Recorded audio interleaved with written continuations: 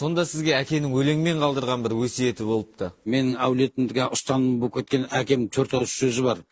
Әкем бір сөзі: ай түнде керек, ақыл күнде керек, ұлтын ұлықтамаған ұрпақ кімге керек деп.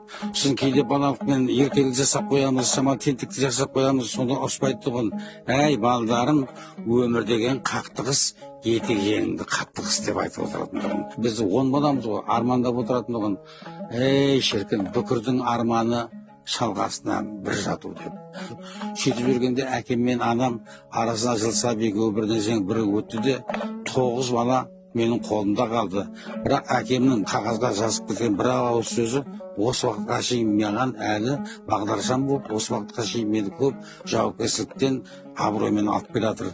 Сонда әкемнің жазған өлеңі: шіріген бәйтерекпін, құлаймын мен, басыма құдай салды, шыдаймын мен, серікжан, 9 түйме тастап кеттім, тігіп қой, ақиретте сұраймын деді.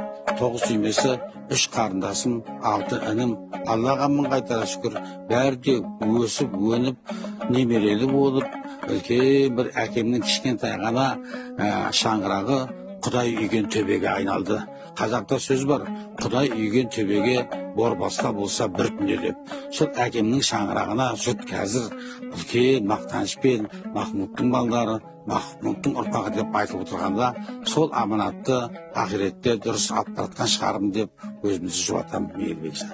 10 баланың үлкені Серік ағамыздың өмірлік қағидасы қандай болды? Бірінші 5 қасиетті ұстанамын. Қарамға көз салмаймын, тілімді тарта сөйлеймін, уәде берсем орындаймын, аш болдым деп Алланың жағасынан алмаймын, өзіме қажет емес нәрсеге көңіл алдырмаймын. Мен ұрпағыма 3 тағанды айтамын. 3 тағаным менің: бірінші бесіктегі ділім, екінші ана тілім, үшінші дінім. Осы ділімді, тілімді, дінімді таза ұстасам, менің қағидам сол, ұрпақтарыма да осындай жақсы бір керемет жол көрсетемін деп ойлаймын.